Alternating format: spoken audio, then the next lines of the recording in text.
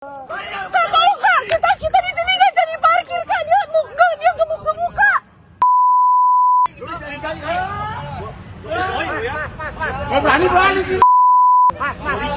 Seorang juru parkir liar menganiaya seorang pemuda di Jalan Tamrin Boulevard, tepatnya di belakang Tamrin City Tanah Abang, Jakarta Pusat, Jumat siang kemarin. Meski tak melawan, jukir liar tersebut terus menganiaya korban di depan kekasihnya yang telah terlebih dahulu mendapat bogem mentah dari pelaku. Sang kekasih yang ketakutan sempat merekam aksi pemukulan tersebut sambil berteriak meminta pertolongan.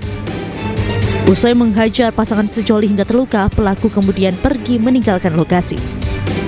Diketahui sebelumnya, kawasan tersebut sebenarnya merupakan area bebas parkir, namun kerap dimanfaatkan sejumlah juru parkir liar untuk meminta uang dengan cara paksa. Saya sih nggak lihat dari awalnya, cuma pas si ceweknya minta tolong, baru lihat ke depan situ udah dipukul sih, kayaknya dimintain uang parkir tapi nggak mau bayar, kan emang nggak harus bayar di situ. Warga sekitar berharap polisi segera turun tangan menangkap para cukir liar yang berlaga bak-bang jago, agar insiden serupa tidak kembali terjadi. Dari Jakarta, Rani Sanjaya, iNews melaporkan.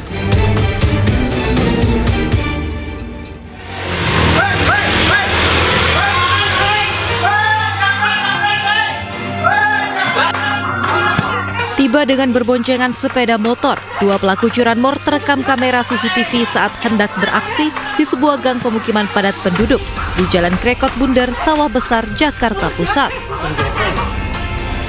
Satu pelaku berbaju hitam turun dan langsung mendekati sepeda motor incarannya yang terparkir di depan rumah, sementara rekannya mengawasi situasi sekitar. Hanya membutuhkan waktu kurang dari 2 menit, pelaku berhasil membawa kabur sepeda motor Matic milik warga. Korban yang menyadari sepeda motornya telah dibawa kabur langsung mengejar pelaku sambil berteriak meminta pertolongan. Seketika warga pun beramai-ramai ikut melakukan pengejaran hingga keluar gang. Namun sayang, kedua pelaku berhasil kabur. Posisi di depan rumah motor, orang yang mau maling bolak-balik. Pas orang yang masuk ke dalam ngambil ke dapur, dia langsung beraksi mundurin motornya sampai ke tiang listrik gitu. Pas ketemu orangnya, dia bilang itu motor saya mau bawa kemana katanya. Motor lah itu bau diuber sama orangnya. Udah motornya udah langsung kebawa ke depan, udah diuber, diteriakin maling. Pas orangnya keluar teriak-teriak maling, saya langsung uber. Kedua pelaku diduga merupakan kawanan curanmor bersenjata tajam yang tak segan melukai korbannya jika terpergok. Selain menaruh harapan besar kepada pihak kepolisian, warga juga menempelkan poster bergambar wajah kedua pelaku di setiap gang dan titik-titik keramaian, berharap adanya warga yang mengenali identitas keduanya. Dari Jakarta, Rani Sanjaya, iNews melaporkan.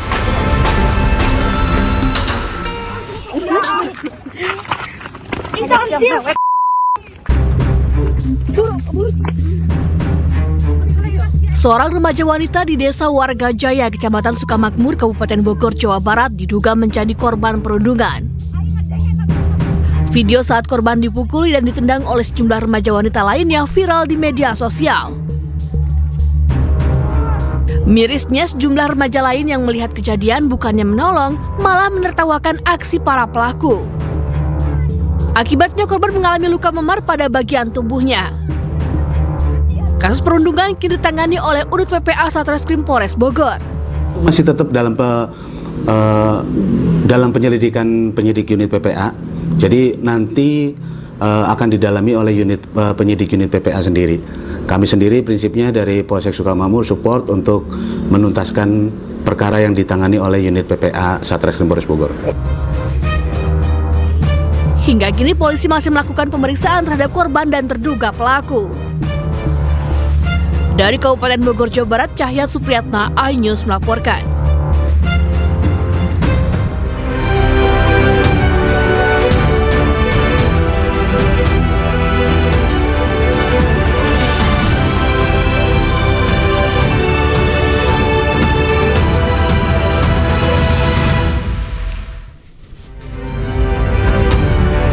Membantah klaim polisi, anak korban bos rental mobil yang tewas ditembak mengaku menunjukkan dokumen-dokumen kendaraan yang dicuri namun diabaikan.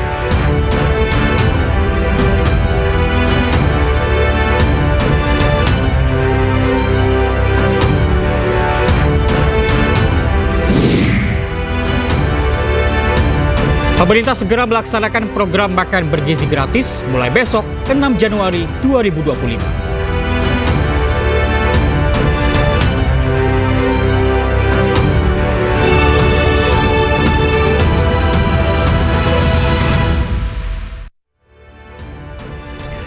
Halo, selamat siang pemirsa. Apa kabar Anda hari ini? Senang sekali saya Reza Siregar kembali hadir menemani Anda dalam iNews Siang. Selain 3 berita utama tadi, iNews Siang juga akan menyuguhkan beragam informasi penting lainnya. iNews Siang ini kami awali dari Jakarta. Pemirsa, pengemudi mobil menjadi korban perampokan bersenjata tajam di tengah kemacetan di jalan tol kawasan Pelumpang, Tanjung Priok, Jakarta Utara. Akibat kejadian ini, pengemudi mobil mengalami luka akibat sabetan senjata tajam.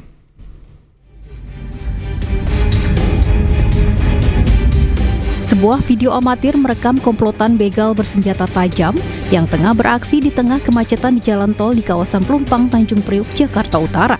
Dalam aksinya, para pelaku menggunakan senjata tajam untuk mengancam serta melukai korbannya. Aksi komplotan pembegal membuat 2 pengemudi mobil mengalami luka akibat sabetan senjata tajam saat mempertahankan barang miliknya. Pengemudi pertama mengalami luka di punggung, sementara pengemudi kedua mengalami luka di jari tangan. Saat beraksi di mobil pertama, pelaku mengambil sejumlah barang berharga seperti dokumen penting. Sedangkan saat beraksi di mobil kedua, pelaku mengambil telepon genggam korban. Kurang dari 1 kali 24 jam, polisi berhasil menangkap 1 pelaku dan mengamankan barang bukti senjata tajam. Polisi menyebut pelaku yang berjumlah 6 orang ini sudah merencanakan aksinya dan mengincar mobil yang terjebak kemacetan. Berawal dari pada para pelaku dengan jumlah 6 orang, ya, yang mayoritas masing-masing membawa senjata tajam jenis celurit. Kemudian di jam tersebut kebetulan jalanan mengarah masuk ke di tol Pelumpang mengalami kepadatan, ya, sehingga ini dijadikan momentum bagi para pelaku untuk melakukan penyisiran dengan sasaran mobil yang kacanya terbuka. Sementara saat ini polisi masih memburu 5 pelaku lainnya. Dari Jakarta, Rizky Falufi, iNews melaporkan. 1 dari 2 pelaku pencurian 1 karung beras diamuk warga usai aksinya digagalkan warga saat berusaha kabur di Makassar, Sulawesi Selatan. Polisi yang tiba di TKP langsung evakuasi pelaku bersama barang bukti.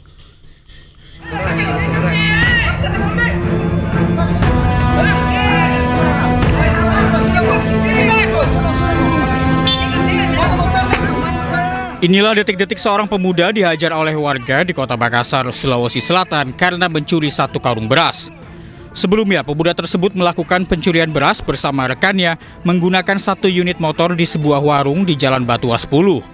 Namun, aksi keduanya kepergok pemilik warung dan saat berusaha kabur, sial bagi Baharudin, dirinya tertangkap warga sementara rekannya berhasil kabur.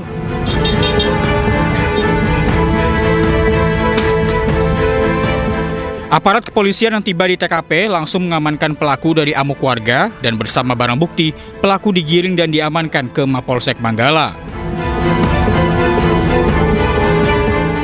Setelah dia mencuri beras itu, dia naikkan di motornya, kemudian ada warga di sekitar melihat, kemudian warga itu kejar. Dapat di jalan, mereka bonceng 2, terus temannya yang 1 melarikan diri.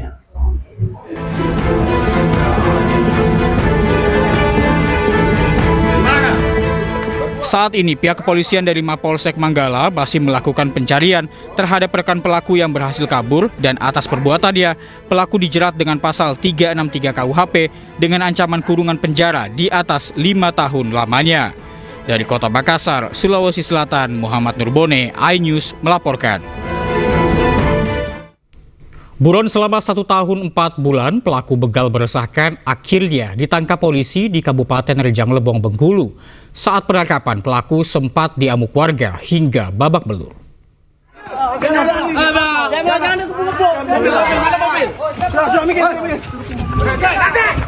Mendapat laporan dari warga Kabupaten Rejang Lebong, Provinsi Bengkulu, buronan begal ditangkap polisi usai menjadi DPO 1 tahun 4 bulan.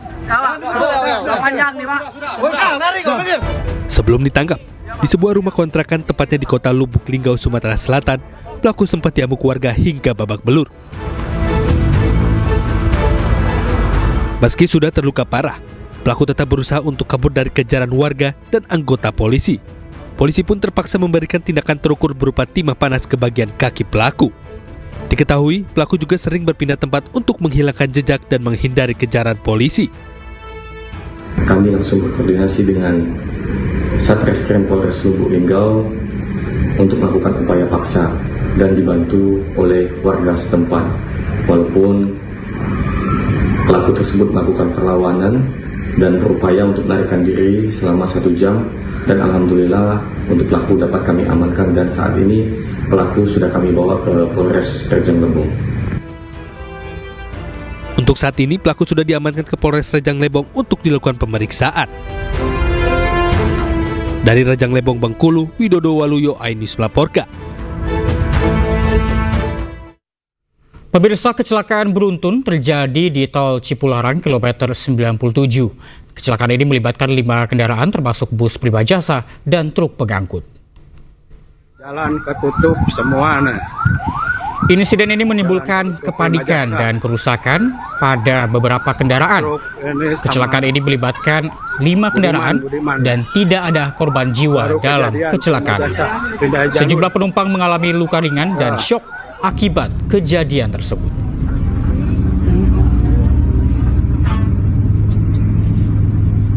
Lawan balik arah nih.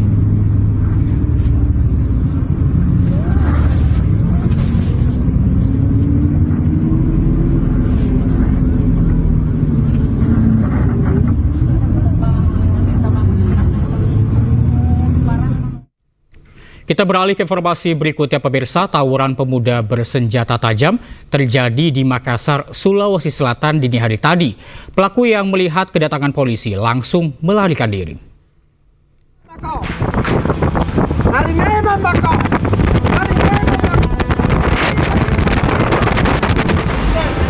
Pemuda pelaku tawuran berhamburan melarikan diri saat melihat kedatangan polisi di Makassar, Sulawesi Selatan. Kelompok pemuda sekitar Banta-Bantaeng terlibat tawuran menggunakan busur panah dan senjata tajam. Polisi datang ke lokasi usai mendapat laporan dari masyarakat dan menyisir lokasi tawuran. Namun, sebagian pelaku tawuran berhasil melarikan diri. Yang pertama di Kelurahan Banta-Bantaeng, kemudian di daerah Minasopa. Dan alhamdulillah setelah anggota dari Sankes turun, kedua lokasi tempat terjadinya kelompok itu dapat kita keluarkan dari situasi aman terkendali. Di lokasi, polisi menyita barang bukti busur panah yang digunakan pelaku. Usai kejadian, polisi masih bersiaga dan patroli untuk mencegah terjadinya tawuran susulan. Dari Makassar, Sulawesi Selatan, Muhammad Nurbone, iNews melaporkan. Seorang santri meninggal dunia setelah dianiaya 6 santri senior di salah satu pondok pesantren di Banyuwangi, Jawa Timur. Korban yang baru berusia 14 tahun mengalami pembengkakan dan pendarahan di bagian kepala.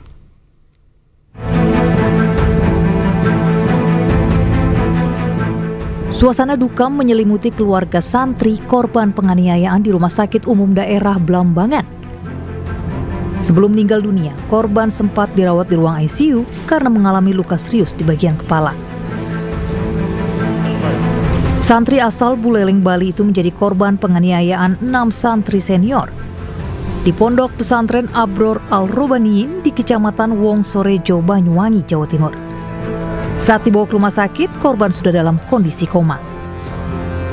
Saat itu ditemukan CT scan adanya pendarahan otak sehingga langsung dilakukan operasi emergensi oleh dokter bedah saraf kami pada tanggal 28 dan masih dilakukan perawatan hingga saat ini, namun kondisinya memang masih kritis karena akibat perlukaan berat pada jaringan otaknya. Polisi pun menetapkan 6 santri senior pelaku penganiayaan sebagai tersangka. Masih dalam proses pemeriksaan, pendalaman, apa yang menjadi motif maupun apakah pihak pesantren mengetahui ataupun bahkan bisa dimintai pertanggungjawaban untuk terjadinya peristiwa itu. Ini masih proses pendalaman lagi. Mereka kini masih menjalani pemeriksaan. Penganiayaan terjadi akhir Desember 2024. 6 santri senior menganiaya korban hingga alami pendarahan di otak dan koma selama 6 hari. Dari Banyuwangi, Jawa Timur, Eris Utomo, iNews melaporkan. Seorang turis wanita asal Singapura dilecehkan saat ngevlog di Jalan Braga, Bandung. Polisi bergerak cepat dengan menangkap 3 orang pelaku.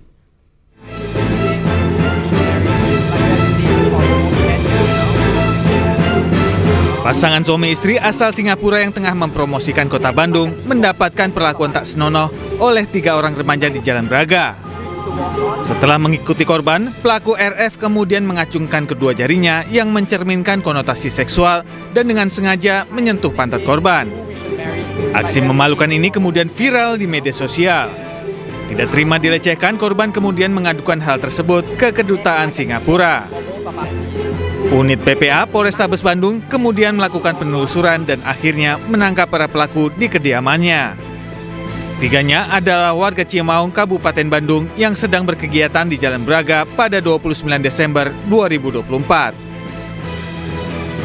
Atas nama RF memang mengakui mengacungkan kedua jarinya di depan wajahnya dan juga mendahului daripada korban, dan pada saat mendahului berdasarkan keterangan terduga pelaku bahwa karena jalan sempit dan bilang punten, tangannya menyentuh bagian belakang daripada korban warga negara Singapura tersebut.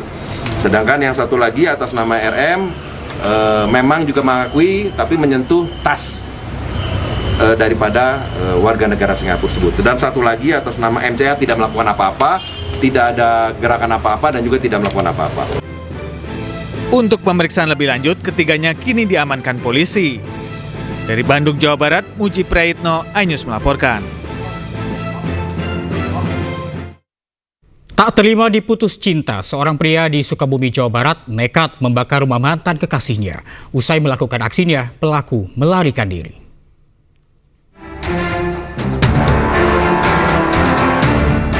Rumah di Kampung Cikurutuk, Cirenghas, Sukabumi ini tak bisa lagi ditempati. Rumah milik EJ ini dibakar mantan kekasihnya CM saat malam pergantian tahun. Api asmara memicu pelaku nekat membakar rumah mantan kekasihnya setelah diputus cinta. Dengan alat seadanya, warga mencoba memadamkan api yang terus membesar. Sebelum kejadian, warga sempat melihat CM yang bertengkar dengan EJ di depan rumahnya. Korban sempat kirim WA ke istri, ada pengancaman, rumahnya mau dibakar. Terus saya tidur, Pak. Setelah tidur, jam setengah 11 saya dengar ada prepet, peletok. Nah, kebetulan api sudah rumahnya membesar ya. Terbakar di informasi yang didapat berdasarkan pengolahan TKP itu ada kursi yang hangus dengan arealnya memang di luar rumah. Polisi pun memburu CM yang melarikan diri setelah membakar rumah mantan kekasihnya. Cinta pelaku terhadap korban belum padam, meski rumah mantan kekasihnya itu sudah ludes terbakar. Dari Sukabumi, Jawa Barat, Budi Setiawan, iNews melaporkan. Satreskrim Polresta Tangerang menangkap 2 orang terduga pelaku penembakan bos rental mobil di res area kilometer 45 Tol Tangerang Merak. Informasinya usai jeda berikut, tetaplah di iNews Siang.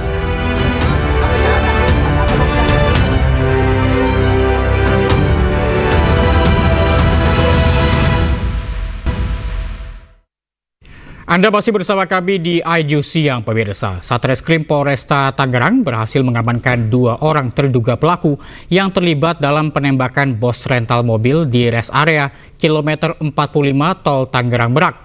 Kedua pelaku merupakan penyewa pertama mobil rental dan oknum TNI Angkatan Laut. Ya udah pakai itu aja pakai.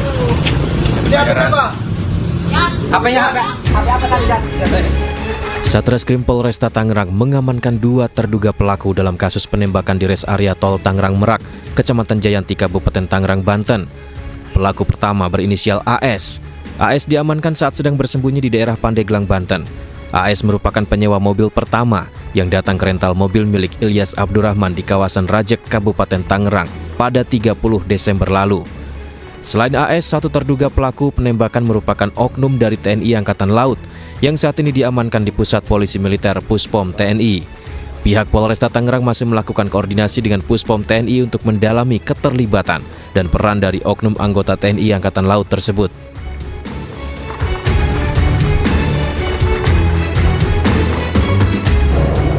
Dugaan pelaku, jadi satu orang yang sudah kita amankan, yaitu saudara AS, yaitu yang menyewa kendaraan rental tersebut.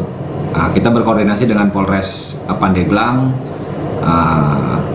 Saudara AS diamankan di wilayah Pandeglang, kemudian diserahkan ke Polresta Tangerang. Namun kendaraan itu awal mulanya disewa oleh saudara AS, sehingga polisi sedang melakukan pemeriksaan mendalam dan melakukan pengembangan lebih lanjut.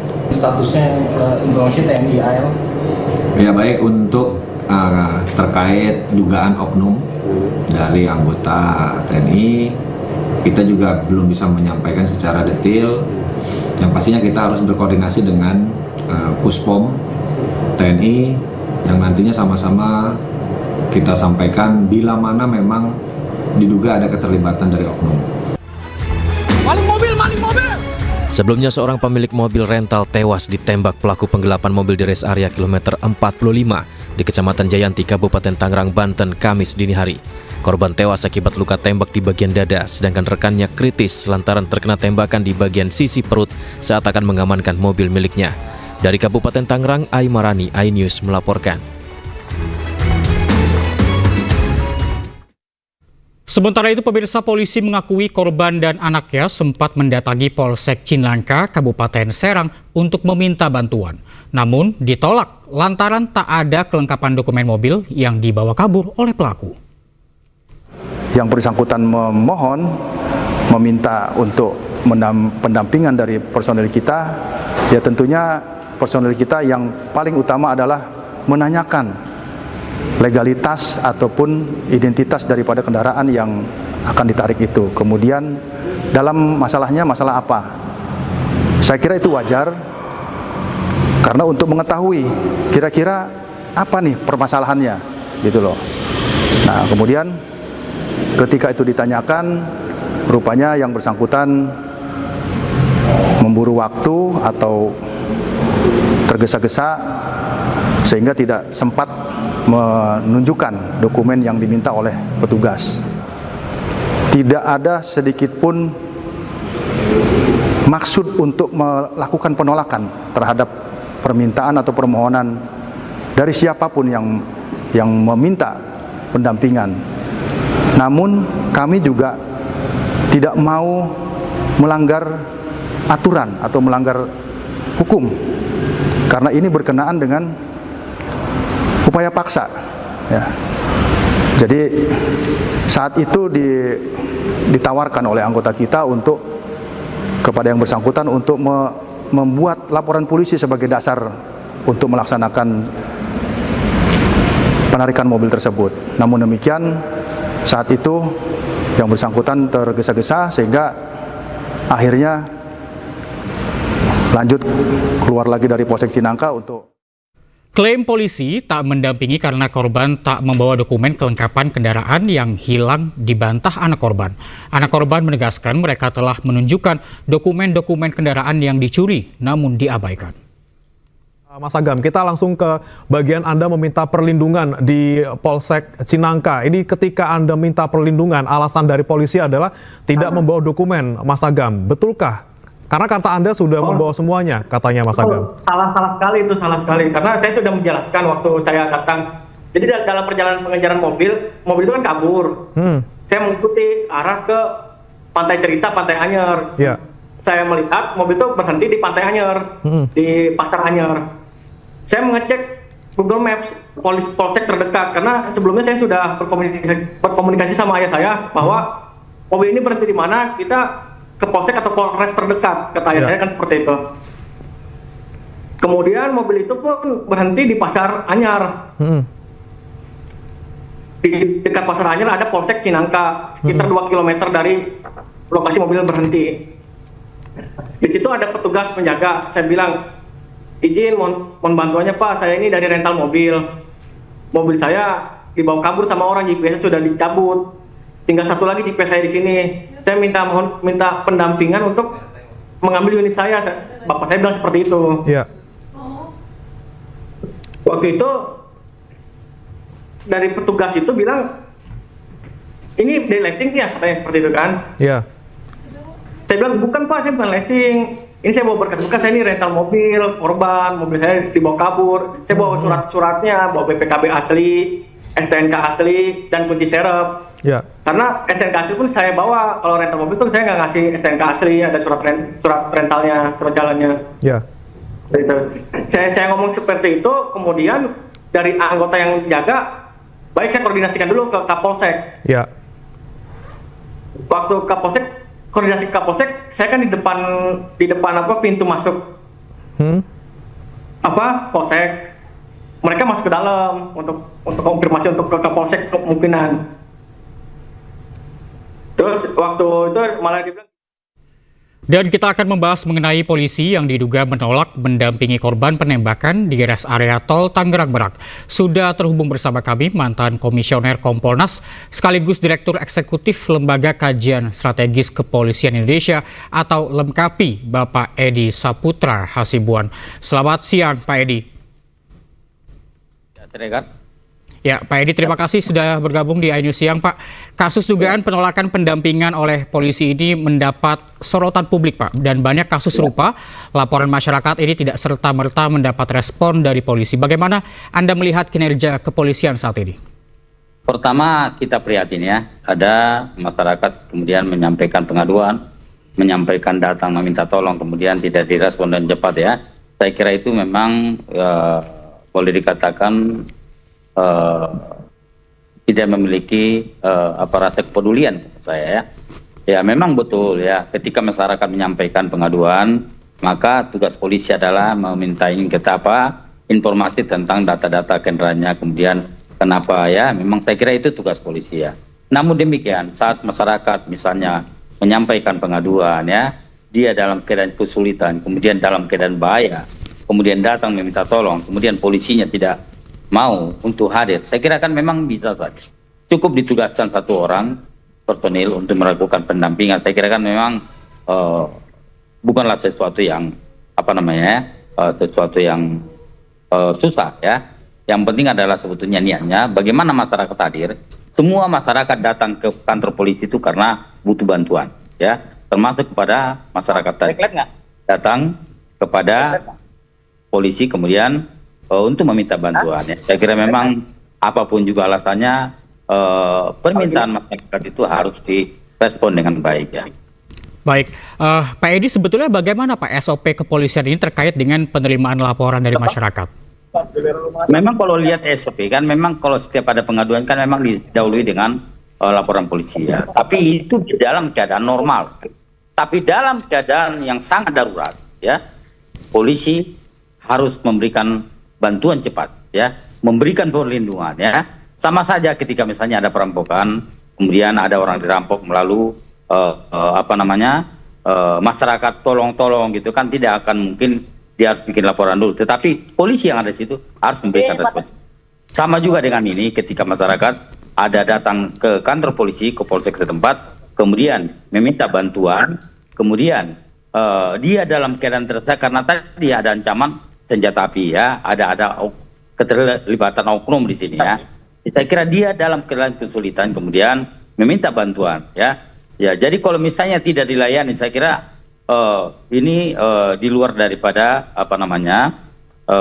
sesuatu yang normal ya. Saya kira Kapolseknya apalagi sudah diberitahu tidak memberikan respon, saya kira patut dievaluasi oleh Kapolda Banten. Baik, Pak Edi, untuk mengkonfirmasi kembali, ya apakah berarti saat masyarakat ini dalam kondisi terdesak atau darurat, itu artinya polisi memiliki wewenang untuk memulai tindakan tanpa menunggu dokumen lengkap? Betul ya, karena ini dalam situasi darurat ya. Sama saja seperti yang saya sampaikan, ada perampokan, kemudian polisi lewat situ ya. Tidak mungkin harus bikin laporan dulu, tetapi berikan dulu bantuan, lindungi masyarakat, berikan perlindungan kepada masyarakat. Tidak harus didahului, tetapi ya inilah tadi ya sudah disampaikan, kemudian tidak direspon dengan baik, kemudian akhirnya dengan kecewa masyarakat itu datang, terpaksa berusaha berjuang untuk mendapatkan kembali apa yang menjadi hak miliknya ya. Boleh memang ketika polisi datang menanyakan identitas, boleh ya, memang itu hak polisi. Tetapi adalah dalam situasi tertentu seperti ini, dia dalam keadaan kesulitan, dia dalam keadaan darurat ya. Dia dalam keadaan sangat mendesak ya. Kemudian harusnya polsek di sana harus memberikan bantuan, minimal mengirimkan ya satu atau dua personilnya untuk melakukan pengecekan ya, mana yang disampaikan oleh masyarakat tadi. Baik, itu artinya dokumen-dokumen tersebut dapat dilengkapi setelah dilakukan tindakan, betul Pak ya? Iya. Berikan dulu masyarakat pertolongan, berikan dulu masyarakat pelayanan ya. Memang tugas polisi ya demikian ya. Baik, Pak Edi, tapi seperti kita ketahui kasus ini tidak satu kali, dua kali terjadi terhadap masyarakat Indonesia. Apakah menurut Lemkapi diperlukan evaluasi terhadap SOP yang tengah berlaku saat ini untuk memperbaiki prosedur pelayanan publik di kepolisian, Pak? Saya kira kalau SOP itu sudah lengkap semua di kepolisian. Dan di situ dijelaskan bahwa dalam keadaan tertentu, dalam situasi mendesak, polisi wajib hukumnya memberikan bantuan. Dalam keadaan masyarakat mengalami musibah. Aman, Bang. Kami situasi yang sangat genting. Polisi wajib hukumnya memberikan bantuan. Ya, dan ini juga sering kami sampaikan kepada seluruh jajaran Polri ya, termasuk kepada para Kapolda, kami minta agar ini betul-betul harus menjadi perhatian ya. Pelayanan Polri itu sangat dibutuhkan oleh masyarakat. Kehadiran Polri sangat dibutuhkan oleh masyarakat ketika dalam keadaan situasi tertentu, ada situasi darurat. Polisi diharapkan kehadirannya cepat memberikan perlindungan kepada masyarakat.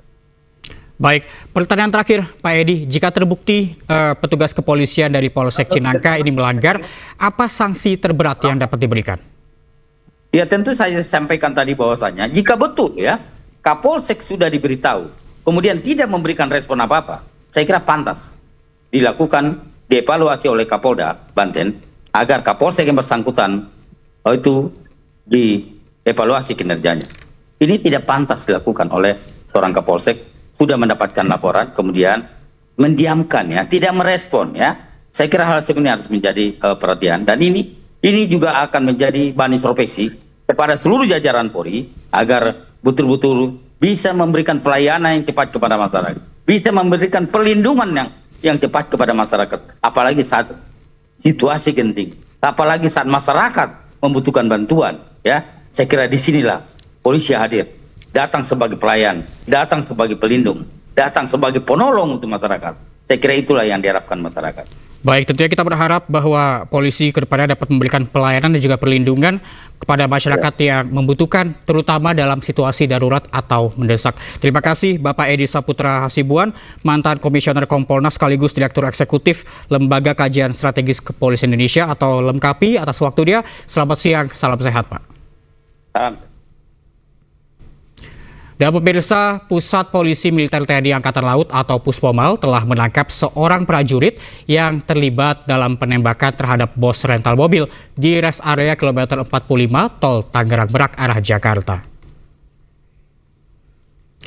Pernyataan tersebut disampaikan Komandan Pusat Polisi Militer TNI, Mayor Jenderal Yusri Nuryanto, yang mengatakan pelaku sudah diamankan atau ditangkap di Puspomal. Buntut pengakuan itu, Pusat Polisi Militer TNI turun tangan untuk menyelidiki dugaan keterlibatan prajuritnya.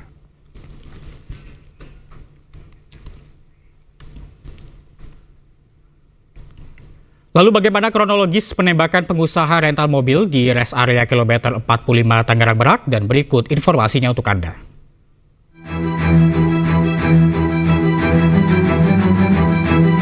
Pencurian mobil berawal saat Ajat Supriyatna yang menyewa mobil korban selama 3 hari sejak 31 Desember. Namun saat 1 Januari 2025, GPS yang dipasang di mobil tidak terdeteksi. Korban curiga melakukan penelusuran hingga Saketi Pandeglang.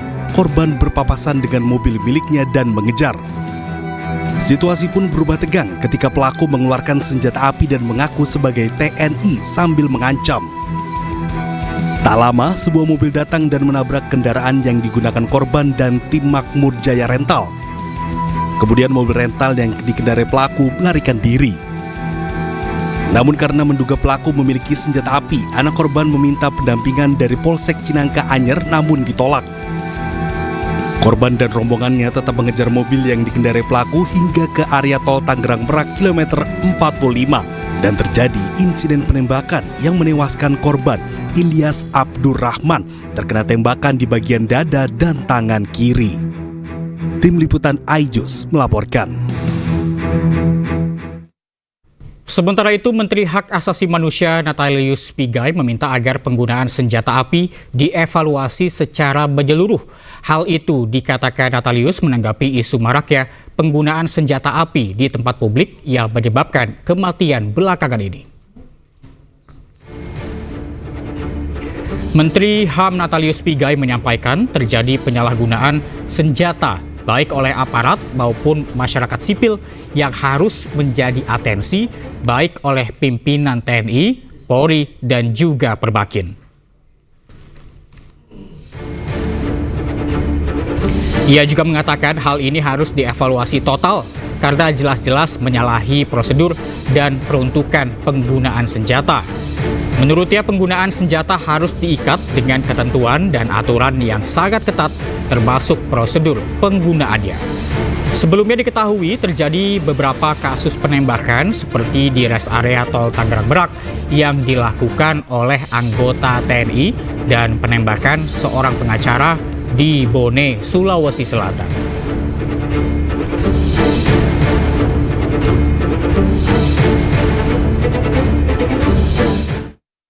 Dan pemirsa, usai jeda iNews yang akan kembali dengan informasi terkini dari bencana banjir bandang yang melanda Kabupaten Tuban, Jawa Timur. Tetaplah bersama kami.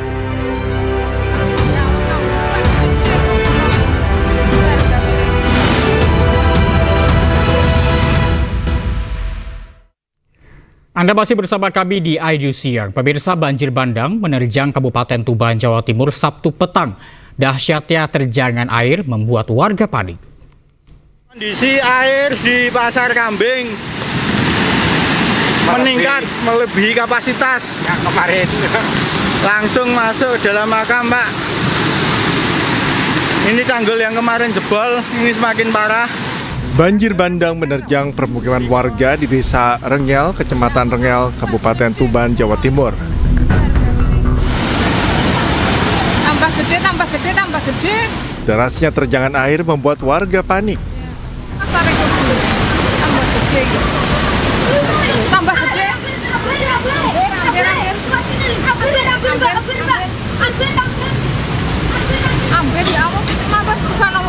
Tak hanya menerjang rumah-rumah warga, banjir bandang juga merendam akses jalan yang menghubungkan Kabupaten Tuban dan Kabupaten Bojonegoro.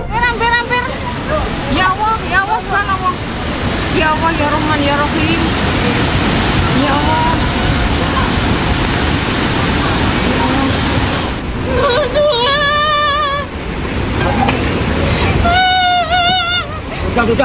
Menurut kepala desa setempat, meski hampir setiap tahun terjadi, banjir bandang kali ini merupakan yang terparah.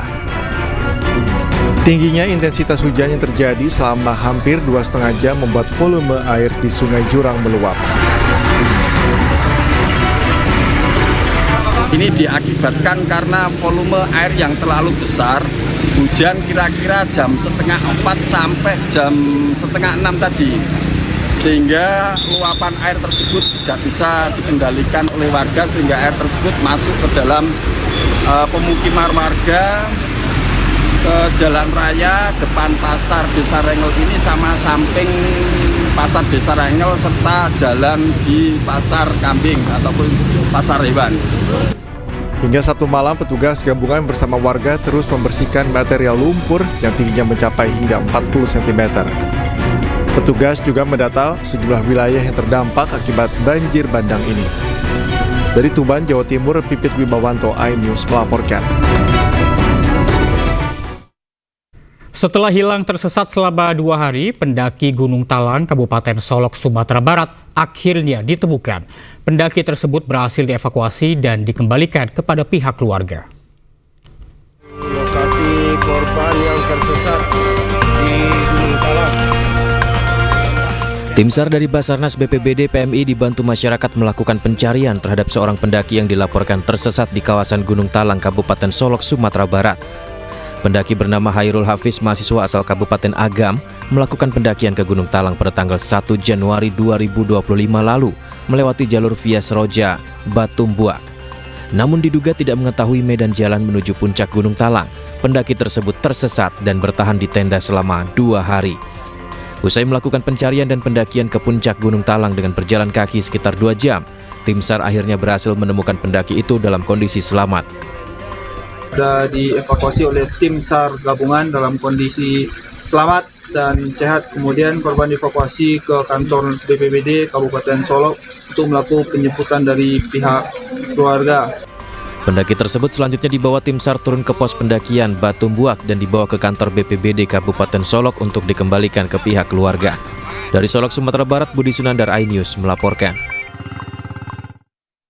Diguyur hujan dengan intensitas tinggi, 4 titik tanggul penahan di Gunung Manggar, Desa Loh Jejer, Kecamatan Wuluhan, Jember jebol.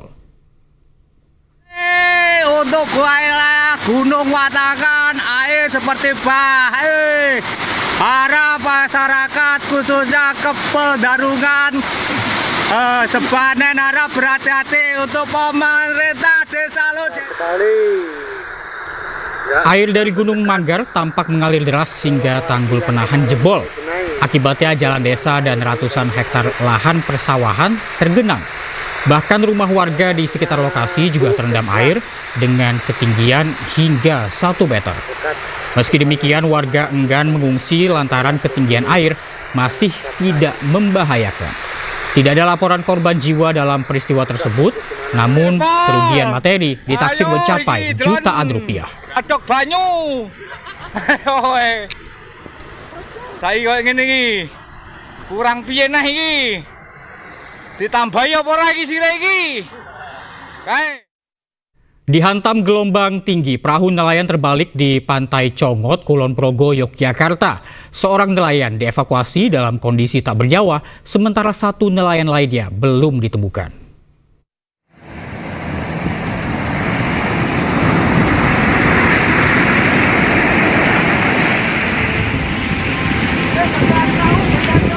Di tengah gelombang tinggi, tim SAR gabungan berusaha mencari dan mengevakuasi 2 nelayan di Pantai Congot, Kulon Progo, Yogyakarta pada Sabtu siang. Sebuah perahu nelayan terbalik dihantam ombak saat akan berlabuh. Setelah penyisiran, seorang nelayan atas nama Maretarian Afandi ditemukan. Namun saat diberi pertolongan di rumah sakit, korban meninggal dunia. Sementara 1 nelayan lainnya belum ditemukan. Tadi pagi untuk perahu gerbang Seboro itu tadi melaut sekitar jam 5.30. Setelah itu pada pukul 10 itu ketika mau menepi itu terhantam ombak. Tadi korban ada 2 untuk atas nama Mas Aan dan Budi Setia. Tim SAR gabungan terus mencari korban yang belum ditemukan dengan menyisir pantai sepanjang 1 km ke arah timur dari lokasi kejadian dan 2 km dari titik pencarian pertama. Dari Kulon Progo, Yogyakarta, Budi Utomo, iNews melaporkan. Aksi heroik terjadi saat seorang polisi menyelamatkan nyawa seorang siswi yang tenggelam di Pantai Pangandaran, Jawa Barat. Nyawa korban berhasil diselamatkan, namun naas, sang penyelamat justru meninggal dunia karena sempat tenggelam di gulung ombak.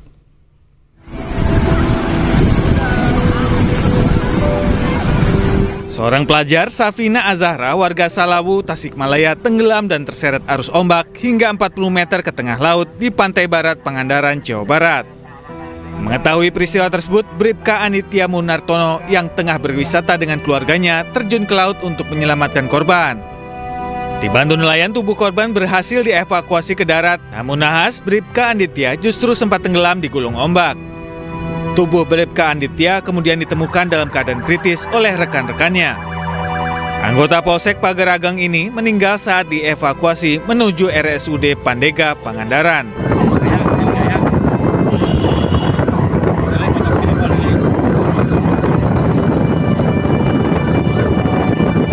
Betul, saya saat tenggelam di pantai Pangandaran, saya diselamatkan oleh orang tersebut, dan orang tersebut yang menyelamatkan saya telah meninggal, dan saya banyak-banyak terima kasih kepada orang tersebut yang telah menyelamatkan saya.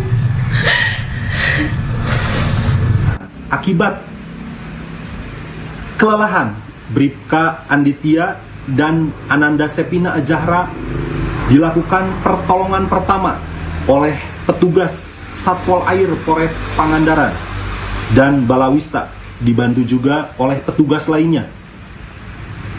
Selanjutnya dibawa ke Rumah Sakit Pandega, Pangandaran.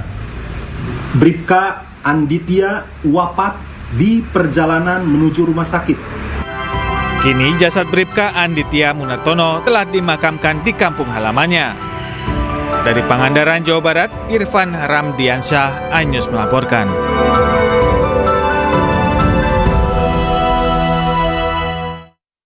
Dan pemirsa, selanjutnya iNews yang akan dibawakan oleh rekan Diandra Mukni. Selamat siang, Diandra. Ada informasi menarik apa di segmen berikutnya? Baik, selamat siang Reza dan juga pemirsa. Hari terakhir libur Nataru, ribuan kendaraan memadati Pelabuhan Bakauheni, Lampung. Informasi selengkapnya kami hadirkan usai jeda. Tetaplah di iNews Siang.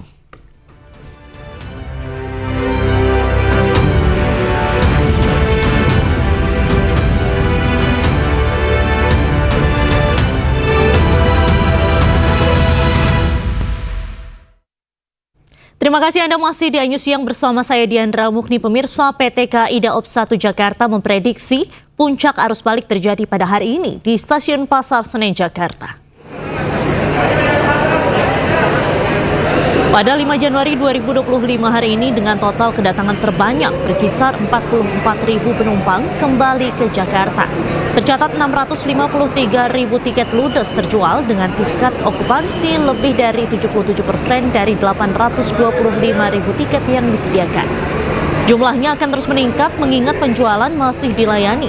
Selama 18 hari libur Nataru 19 Desember 2024 hingga 5 Januari 2025, PT KAI memberangkatkan 88 KA dengan 476 perjalanan dengan tujuan favorit yakni ke Yogyakarta, Semarang, Surabaya, dan Bandung.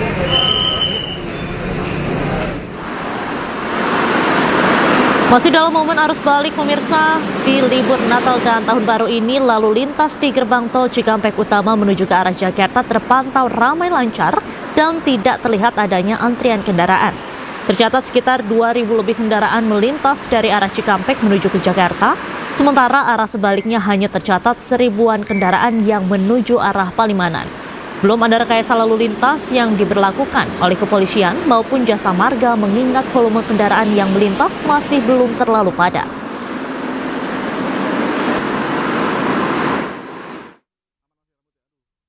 Jelang berakhirnya masa libur panjang Natal dan Tahun Baru, kawasan wisata Puncak ramai wisatawan.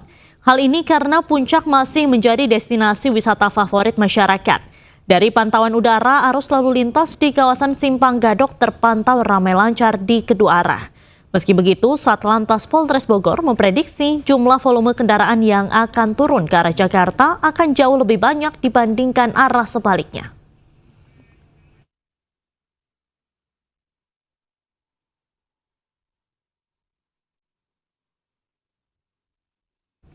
Arus balik libur Nataru masih berlangsung dari berbagai daerah, dan untuk mengetahui informasi terkini kita telah terhubung dengan rekan Dilami Aulia dari Stasiun Pasar Senen, Jakarta, lalu ada rekan Indra Setiabudi dari Gerbang Tol Cikatama, dan juga Salam Rahmat dari Simpang Gadok Puncak Bogor, Jawa Barat. Kita akan terlebih dahulu ke Stasiun Senen. Di sana ada rekan Dilami. Selamat siang Dilami, bagaimana suasana terkini di Stasiun Senen?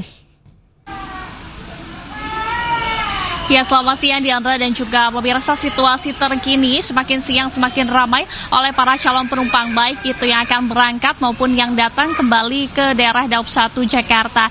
Nah, kalau kita pantau tadi memang untuk kedatangan ini jauh lebih banyak jumlahnya. Hari ini saja ada kiranya 44.000 penumpang yang kembali ke Jakarta dengan melalui 3 stasiun, Stasiun Jatinegara, Stasiun Gambir, dan Stasiun Pasar Senen tempat saat ini saya melaporkan. Dan ini jumlahnya jauh lebih meningkat dibandingkan hari kemarin yang hanya mencapai 40.000 penumpang. Karena PT KAI Daup 1 Jakarta memprediksi bahwa puncak arus balik tahun baru 2025 terjadi pada hari ini. Nah, jumlahnya juga akan terus meningkat ya, mengingat untuk periode Nataru 2025 ini masih terus berlangsung. Dan hari ini dari tanggal 18 Desember 2024 hingga hari ini sudah tercatat kiranya ada 653.000 tiket yang terjual dari keseluruhan tiket 825.000. Artinya sekitar masih ada 175.000 tiket lagi yang masih bisa dibeli oleh masyarakat yang ingin berangkat keluar Jakarta maupun kembali pulang ke Jakarta. Karena kalau kita melihat hari esok sejumlah masyarakat Jakarta ini harus kembali bekerja dan juga bersekolah, sehingga tak heran hari ini kawasan stasiun Pasar Senen sudah mulai ramai oleh para calon penumpang. Tak hanya itu, kalau tadi memantau pagi hari ya, dari arah pintu kedatangan begitu sudah banyak sekali mobil-mobil yang terparkir untuk menjemput sejumlah calon penumpang yang hadir. Diandra. Terima kasih Dilami Aulia langsung dari Stasiun Pasar Senen. Selanjutnya kita akan ke gerbang tol Cikatama. Di sana ada rekan Indra Setiabudi. Indra, bagaimana suasana terkini di tol Cikatama? Ya, selamat siang Diandra dan juga pemirsa, dapat kami informasikan secara langsung di gerbang tol Cikampek Utama pada siang hari ini terus meningkat. Yang mana kalau data kami terima di pukul 9 tadi pagi hanya sekitar 2.000 saja, namun hingga saat siang hari ini mendekati 12 siang hari ini terus meningkat, yang mana hingga saat ini data yang kami terima saat ini mencapai di angka 9.000 lebih kendaraan yang masih melakukan kegiatan menuju Palimanan dan sekitarnya melewati gerbang tol Cikampek Utama. Begitupun arah sebaliknya Diandra dan juga pemirsa, ini di angka 7.900 kendaraan dari Palimanan menuju Jakarta. Dan kalau kita masih bisa informasikan bahwasanya hingga sampai siang hari ini meskipun ada peningkatan namun masih terpantau kondusif, tidak ada kepadatan maupun kemacetan maupun sebagainya, yang mana ini masih bisa melaju dengan kecepatan batas maksimal di angka 80 hingga 100 km per jam.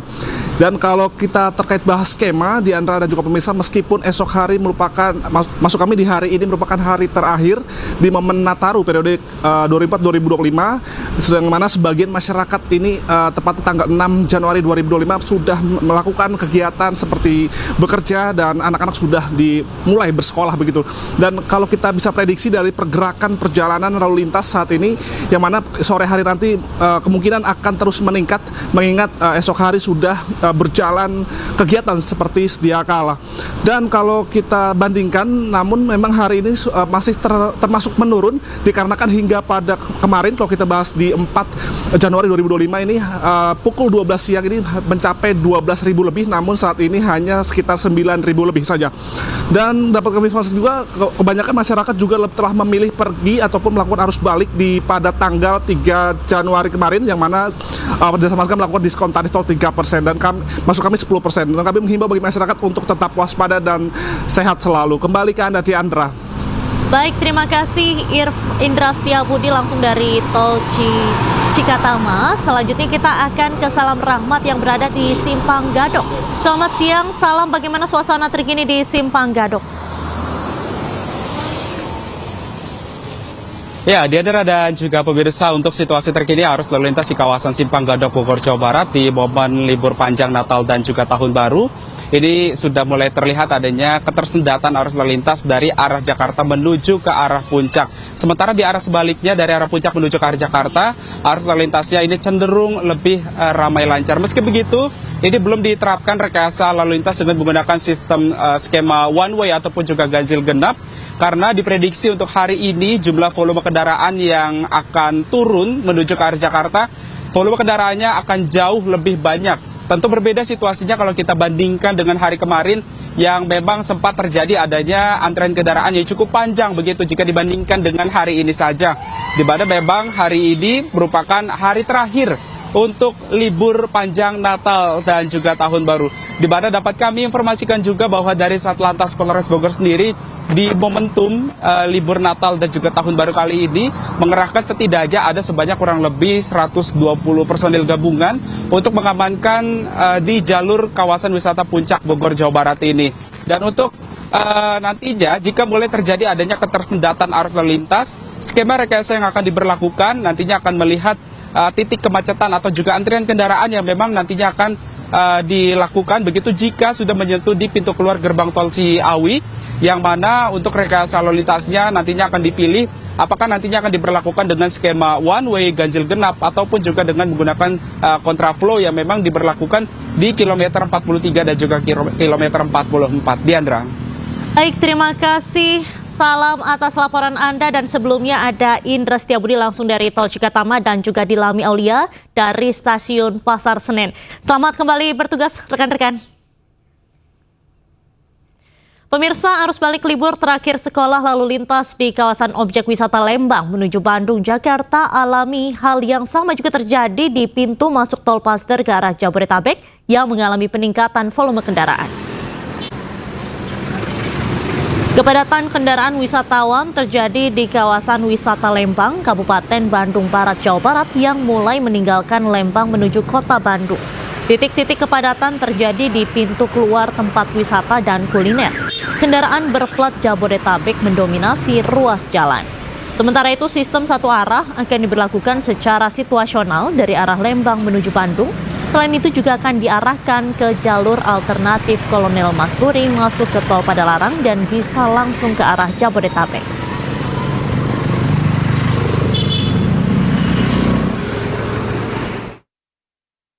Pemirsa, ribuan penumpang pesawat terus memadati Bandara Internasional Soekarno-Hatta, Tangerang, Banten pada Sabtu malam. Meningkatnya penumpang dikarenakan arus balik libur panjang Natal dan Tahun Baru segera usai. Suasana Terminal 2 Bandara Soekarno-Hatta hingga Sabtu malam terus dipadati penumpang yang baru tiba dari penerbangan domestik. Para pengguna moda transportasi udara didominasi tiba dari destinasi wisata atau pulang ke kampung halaman. Sejauh ini 5 kota besar menjadi tujuan wisata, yakni Bali, Medan, Surabaya, Makassar, dan Balikpapan. Tercatat kurang lebih 148.000 penumpang baik yang datang maupun pergi, begitu juga dengan pergerakan pesawat yang mencapai 1.027 penerbangan di Bandara Soekarno-Hatta pada Sabtu 4 Januari 2025. Puncak arus balik diperkirakan akan terjadi pada hari ini, seiring dengan berakhirnya libur panjang Natal dan Tahun Baru.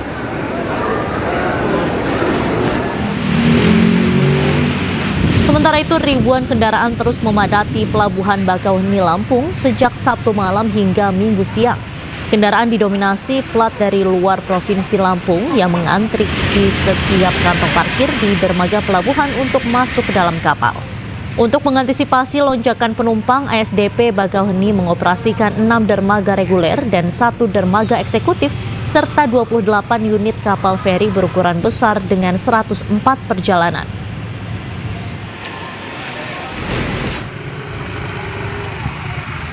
Meski tidak seramai hari sebelumnya, pemirsa, arus balik dari Pulau Bali ke Pulau Jawa masih terjadi. Namun suasana di Pelabuhan Gilimanuk cenderung lengang. Sedangkan dari arah Ketapang ke Gilimanuk atau kendaraan masuk Bali ramai lancar. Setiap bongkaran kapal di dermaga Gilimanuk masih didominasi oleh kendaraan kecil dan sepeda motor. Sempat dibatasi, kendaraan barang berukuran besar saat ini sudah mulai beroperasi. Guna mengangkut arus balik, hari ini ASDP Gilimanuk mengoperasikan sekitar kapal yang melayani rute Ketapang Gilimanuk maupun sebaliknya.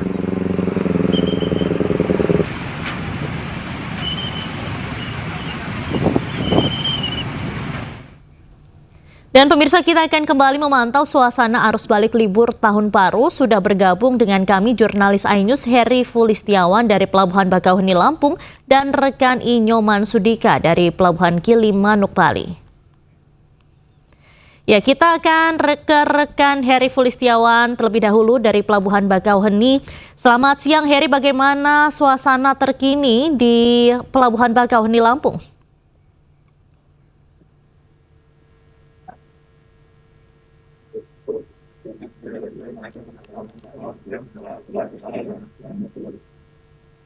Selamat siang Heri.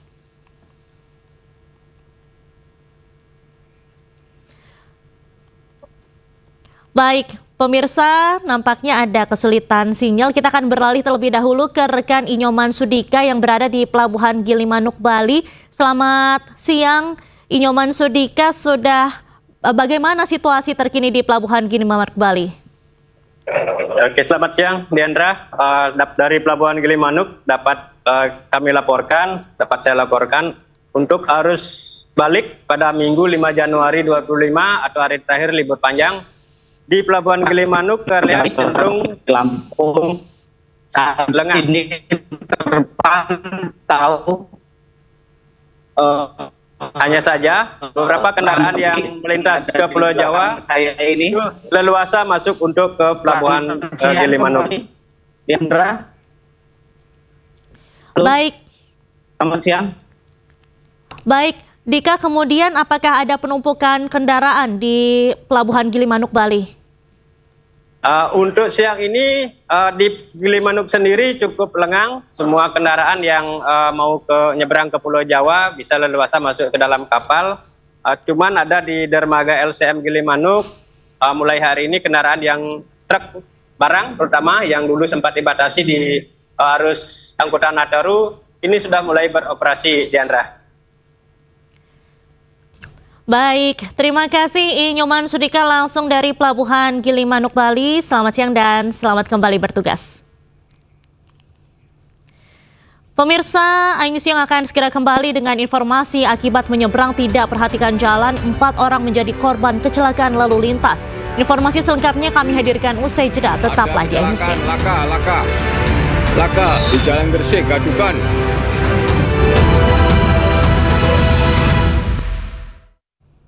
Anda kembali di iNews Siang, pemirsa. PLT Sekjen DPP Partai Perindo Andi Muhammad Yuslim Patawari melakukan panen padi perdana hasil pupuk tetes organik di Subang, Jawa Barat.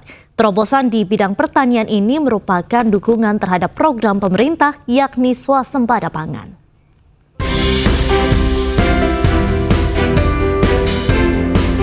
Ketua Harian Tani Syarikat Islam atau Gertasi yang juga PLT Sekjen DPP Partai Perindo Andi Muhammad Yuslim Patawari menghadiri panen padi perdana hasil pupuk tetes organik di Kampung Babakan Curug, Kecamatan Cicambe, Kabupaten Subang, Jawa Barat. Kegiatan ini merupakan bentuk apresiasi terhadap terobosan di bidang pertanian yang diklaim dapat menyuburkan unsur hara tanah, mempercepat masa panen hingga meningkatkan produktivitas padi. Dengan adanya inovasi pupuk tetes, diharapkan dapat mensejahterakan para petani serta mendukung program ketahanan pangan nasional yang dicanangkan pemerintah pusat di tahun 2025 ini. Harapannya bahwa produk organik ini akan meningkatkan unsur hara tanah pertanian yang kita harapkan produktivitas hasil pertanian semua tanaman khususnya padi itu bisa meningkat. Ini yang kita berharap bahwa dengan kerjasama ini petani bisa sejahtera dengan meningkatnya produktivitas hasil panen. Untuk mendorong kesejahteraan petani di Indonesia dengan berbagai terobosan serta pemutakhiran teknologi pertanian juga menjadi komitmen dari Partai Perindo dan Gertasi. Dari Subang, Jawa Barat, Yudi Heriawan Juanda, iNews melaporkan. Pemirsa, rencana penutupan stasiun Karet Jakarta Pusat menuai reaksi warga. Warga berharap pihak terkait dapat meninjau ulang rencana penutupan tersebut dan lebih mempertimbangkan kebutuhan pengguna stasiun Karet. PT KAI Komuter berencana menutup stasiun Karet Jakarta. Wacana ini menuai tanggapan dari warga, terutama dari pengguna KRL. Meski belum dilaksanakan, sejumlah pengguna menolak wacana penutupan ini. Salah satu alasan penutupan stasiun Karet adalah karena dinilai tidak layak dan berpotensi membahayakan penumpang. Selain itu, akses keluar masuk stasiun Karet yang berdekatan dengan perlintasan sebidang dianggap sebagai pemicu kemacetan. Saya merasa kehilangan aja karena akses yang paling enak turun di stasiun Karet. dibanding di stasiun Sudirman, di stasiun Tanah Abang, karena di stasiun Karet lebih dekat sama saya tempat nyari uang. Oh, rada susah ya Ibu ya. Kalau langsung ke Tanah Abang ya kejauhan. Kalau ke mana BNI ya, misalnya turun BNI, terus naiknya apa juga nggak ngerti Ibu ya. Lumayan jauh juga ya kalau dari BNI ya? Iya, agak jauh lumayan ya. Kalau menurut saya sih, bagi saya yang masyarakat masih membutuhkan kereta, janganlah di itu, karena saya berurusannya dengan kantor sini, Kementerian Agama sini. Saya mengharapkan jangan sampai ditutup. Kalau ke BNI sana lebih jauh kitanya ya. Saya juga dengar begitu, tapi sayang sekali kalau misalnya ditutup, saya jadi jauh ke Kemenak sini ya. Saya harap kalau bisa jangan ditutup dulu gitu ya. Ya. Selain pemirsa, 4 orang menjadi korban kecelakaan lalu lintas di Jalan Gadukan Kalianak, Surabaya. Kecelakaan terjadi diduga akibat korban menyeberang tidak memperhatikan jalan. Sementara itu di Goa, Sulawesi Selatan, seorang pemotor wanita tewas terlindas truk setelah gagal mendahului kendaraan di depannya. Assalamualaikum warahmatullahi wabarakatuh. Selamat pagi. Ada kecelakaan laka di Jalan Gresik Gadukan. Ini korbannya sepeda motor. Di masa arus balik libur panjang Natal tahun baru 2025, terjadi kecelakaan di Jalan Gadukan Kalianak, Surabaya. Sepasang suami istri dan anak balitanya, pengendara sepeda motor Matic, terluka parah bertabrakan dengan motor dari arah berlawanan. Kronologi kejadian: pengendara sepeda motor Matic yang dikendarai suami istri dan anak balitanya tanpa memakai helm menyeberang dari ujung gang Jalan Gadukan. Sama sepeda motor. Diduga mereka hendak pergi ke pasar, namun naas dari arah barat rombongan pengendara motor dari Tuban yang hendak masuk kerja di Surabaya melaju dengan kecepatan tinggi sehingga tabrakan tak bisa dihindari. Akibatnya 2 korban suami istri saat ini dalam kondisi kritis. Luka di kepala suami istri. Sama anak, ya, 3.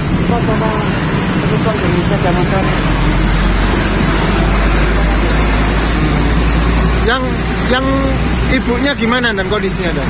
Ibu kondisinya agak kritis, luka di kepala.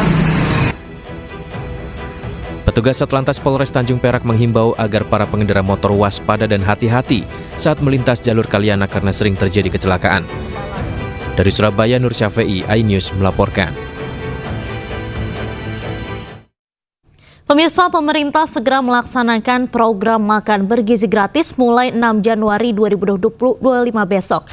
Hal itu diumumkan usai rapat terbatas Menteri dengan Presiden Prabowo Subianto di Istana Kepresidenan Bogor Jumat lalu. Presiden meminta agar bahan baku program makan bergizi gratis disuplai dari desa dan bukan impor.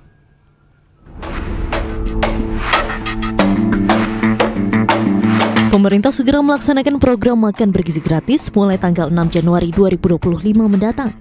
Hal itu diumumkan usai rapat terbatas Menteri dengan Presiden Prabowo Subianto di Istana Kepresidenan Bogor Jumat lalu. Wakil Presiden Gibran Rakabuming Raka menghadiri langsung rapat terbatas terkait program makan bergizi gratis itu. Sementara sejumlah menteri yang hadir dalam rapat diantaranya Menko Pemberdayaan Masyarakat Muhaimin Iskandar, Menteri Koperasi Budi Aristiadi, Menteri Perlindungan Pekerja Migran Indonesia Abdul Qadir Karding, Menteri Desa dan Pembangunan Daerah Tertinggal Yardi Susanto, dan beberapa Menteri Kabinet Merah Putih lainnya. Usai rapat, Menteri Koperasi Budi Aristiadi mengungkapkan arahan dari Presiden Prabowo Subianto yang meminta agar bahan baku makan bergizi gratis harus dari Indonesia, bukan impor. Jadi arahan Presiden ini harus bahan bakunya harus dari Indonesia, ya. dari desa, sehingga bisa menggerakkan ekonomi masyarakat. Bukan impor. Nah, bahan bakunya bukan impor, ya. Budi Ari menyebut ada 1.923 koperasi terlibat sebagai pemasok bahan baku untuk program makan bergizi gratis yang segera diluncurkan. Ia menjelaskan bahwa koperasi tersebut membantu menyediakan bahan baku yang menjadi menu dalam program makan bergizi gratis. Contohnya, koperasi peternak telur akan membantu menyediakan telur dalam menu makan program. Selain koperasi, pemerintah juga melibatkan badan usaha milik desa atau BUMDes untuk membantu menyiapkan program makan bergizi gratis di 29 provinsi. Presiden Prabowo telah memberi arahan agar kerjasama pemenuhan bahan baku program makan bergizi gratis dijalin dengan koperasi maupun BUMDes. Dari Bogor, Jawa Barat, Tim Liputan iNews melaporkan. Membuka tahun 2025, harga cabai melonjak hingga Rp150.000 per kilogram. Informasinya kami hadirkan usai jeda, tetaplah di iNews Siang.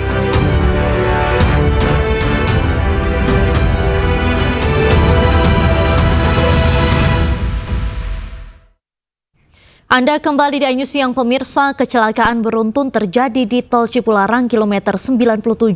Kecelakaan melibatkan 5 kendaraan termasuk bus Prima Jasa dan truk pengangkut. Insiden ini menimbulkan kepanikan dan kerusakan pada beberapa kendaraan. Kecelakaan ini melibatkan 5 kendaraan dan tidak ada korban jiwa dalam kejadian tersebut. Sejumlah penumpang mengalami luka ringan dan syok akibat kejadian tersebut.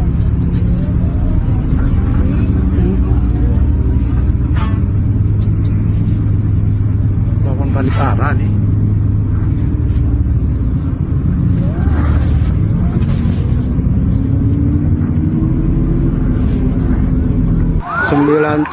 Laka, jalan ketutup semua nih. Jalan ketutup Prima Jasa. Truk ini sama Budiman ya. Baru kejadian Prima Jasa pindah jalur. Ya.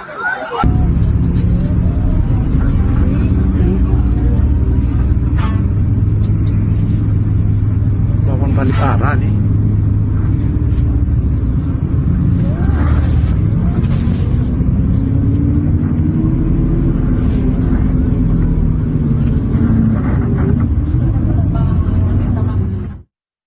Pemirsa, untuk mengetahui situasi terkini kecelakaan beruntun di Tol Cipularang kilometer 97 Purwakarta, Jawa Barat, sudah terhubung dengan kami rekan Irwan di lokasi kecelakaan.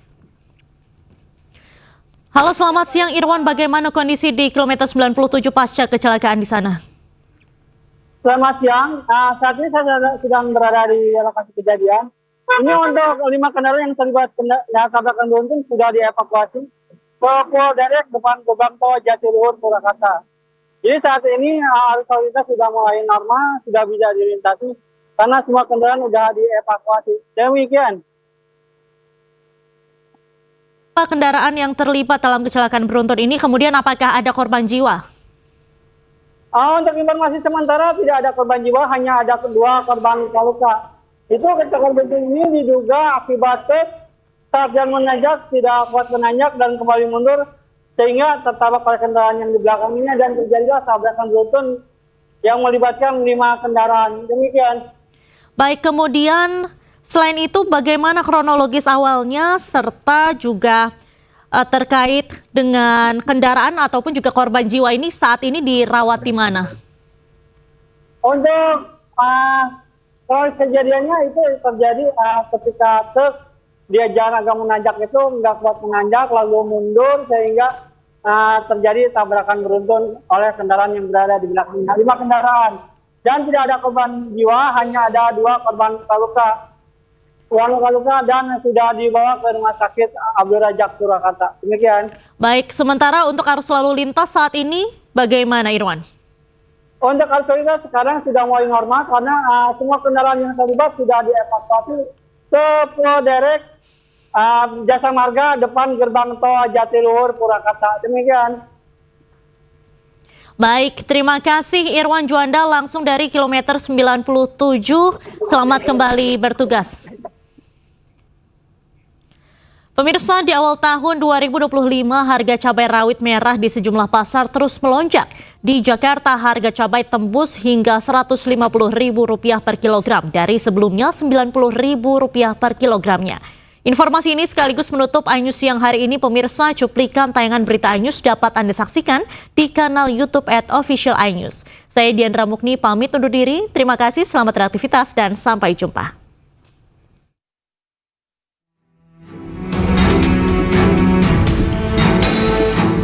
Memasuki awal tahun 2025, sejumlah harga cabai terus melonjak. Di Pasar Palmerah, Jakarta Barat, harga cabai tembus Rp150.000 per kilogram, naik dari sebelumnya Rp90.000 per kilogramnya. Hal ini membuat pembeli harus berpikir 2 kali untuk memenuhi kebutuhan pokok mereka. Tidak hanya pembeli, pedagang pun mengeluhkan kondisi ini. Mereka menyebut stok cabai dari pemasok semakin berkurang sehingga berdampak pada kenaikan harga yang signifikan. Cabai naik, semua sih sayuran lagi pada naik ya. Cuman ini cabai gila banget, saya kan jualan ya. Ampun dah. Yang lagi berasa cabai? Berapa tuh, Bu? Kemarin saya beli 90. Tapi kalau beli kan nggak 90 ya, seperempat gitu ya. 23, sekarang 150. Seon 15.000 coba. Per hari ini naik? Hari ini ya, kalau yang 90 sih udah ada seminggu, 2 minggu dah, semingguan. Sementara itu di Cimahi, Jawa Barat, harga cabai rawit tembus di angka Rp100.000 per kilogramnya, naik Rp40.000 dari semula Rp60 hingga Rp80.000 per kilogram. Sementara harga cabai keriting dari Rp40.000 menjadi Rp70.000 per kilogram. Begitupun dengan harga bawang merah dan bawang putih dari Rp20.000 menjadi Rp40.000 per kilogram.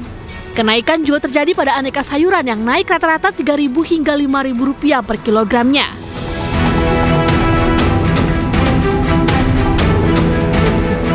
Kenaikan harga cabai juga terjadi di pasar-pasar tradisional di Kabupaten Jombang, Jawa Timur. Di Pasar Citra Niaga Kota Jombang, harga cabai rawit melonjak menjadi Rp75.000 per kilogram dari sebelumnya Rp40.000. Kenaikan harga juga terjadi pada cabai merah besar yang sebelumnya Rp20.000 kini naik drastis menjadi Rp50.000 per kilogram. Akibatnya banyak warga yang beralih membeli cabai berkualitas rendah yang harganya hanya Rp15.000 per kilogramnya.